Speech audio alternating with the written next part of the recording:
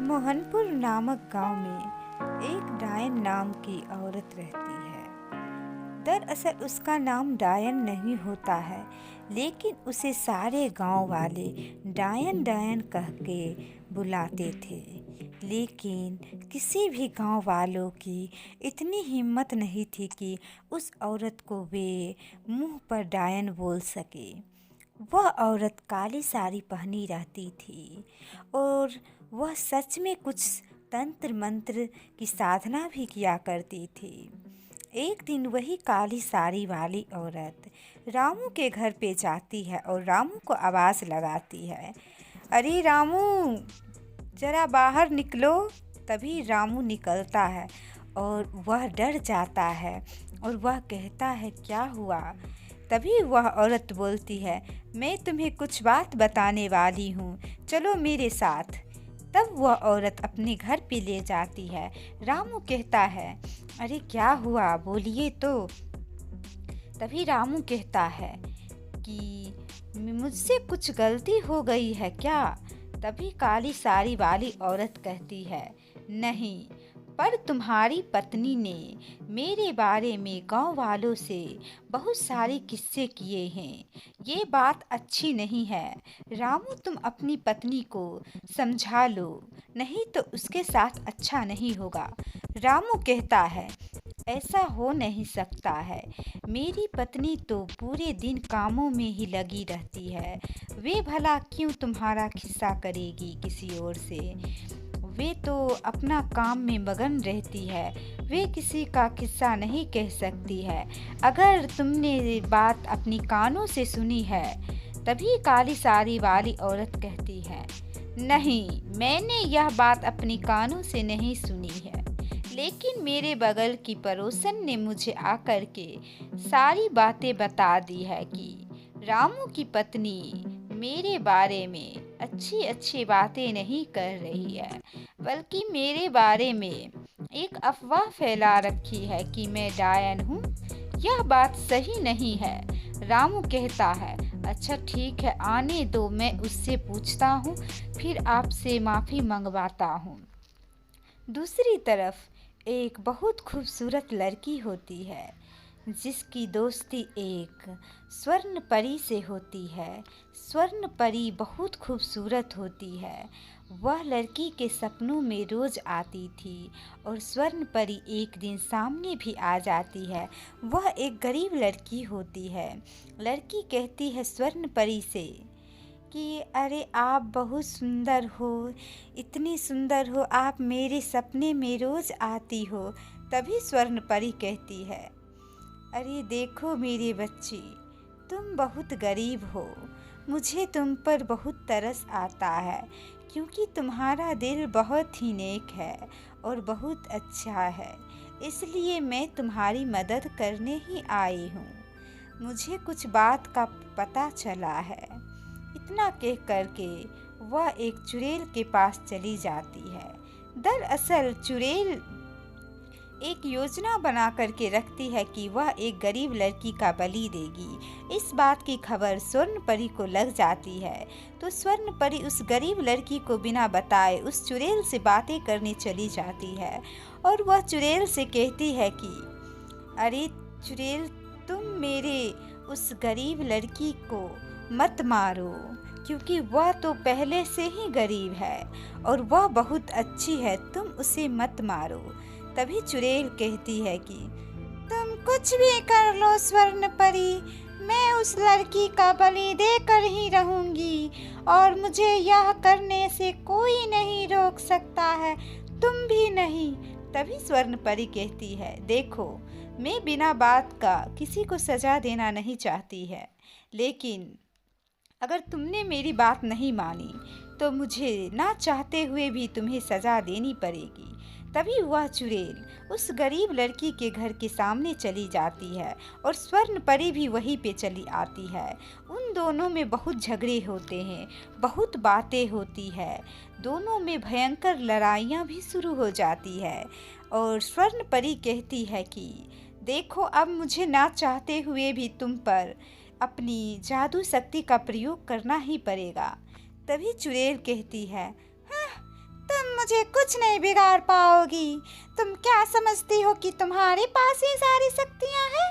मेरे पास भी शक्तियाँ हैं और मैं उस लड़की का बलि देकर ही रहूँगी, क्योंकि इस दुनिया में बहुत कम लड़की मिलती है जो कभी किसी का भला और कभी किसी का बुरा नहीं सोचती है।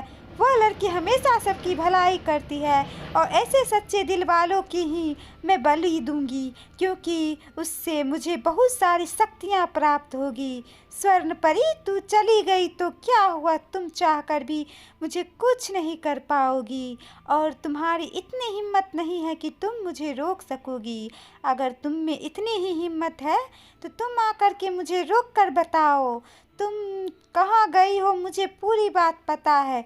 तुम वापस से अपनी परी लोग गई हो तो जाओ, मुझे कोई फ़र्क नहीं पड़ता।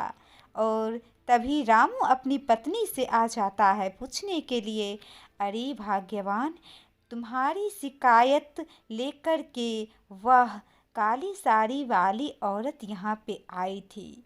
वह कह रही थी कि तुमने उसकी शिकायत की है, उसके किस्से किए हैं दूसरी औरतों के सामने।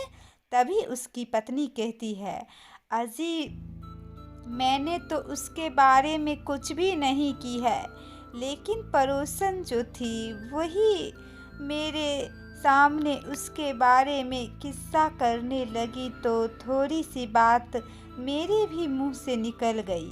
तभी रामू कहता है, यह बात तुमने अच्छा नहीं किया है। अगर तुमने उसके किस्से किए हैं, उसकी बुराई की है, तो तुम्हें माफ़ी मांगनी पड़ेगी उससे। यह बात अच्छा नहीं है, किसी की भी बुराई नहीं करनी चाहिए। तभी वह काली साड़ी वाली आ जाती है। रामू कहता है अपनी पत्नी से कि अगर तुमने किस्सा किया है और तुमने खुद मान लिया है तो तुम माफ़ी मांगो मेरे सामने उससे। तभी रामू की पत्नी कहती है उस काली साड़ी वाली से, अजी बहन, मुझे माफ़ कर दो, मुझसे गलती हो गई, ऐसे मुझे किसी की बुराई नहीं करनी चाहिए। तभी काली साड़ी वाली सुनती रहती है। रामू कहता है, अजी बहन, मुझे भी माफ़ कर दो, मुझे लगा था कि मेरी पत्नी ऐसा काम नहीं कर सकती है, क्योंकि उसको तो मैं अच्छे से जानता था। तभी रामू की पत्नी वहाँ से चली जाती है और वह काली साड़ी वाली भी वहाँ से चली जाती है। और रामू कहता है, चलो, अब मेरी पत्नी गुस्सा हो भी गई तो कोई बात नहीं है, उसने काम ही ऐसा किया था। फिर जंगल में वह रामू की पत्नी गुस्सा करके चली जाती है और वह इतनी गुस्से में होती है कि वह कब जंगल पहुंच जाती है उसे पता ही नहीं चलता है। रामू की पत्नी कहती है कि यह बात तो रामू अच्छा नहीं किया कि मुझे काली साड़ी वाली औरत से माफ़ी मंगवा ली। आखिरकार मैंने क्या ही गलती की।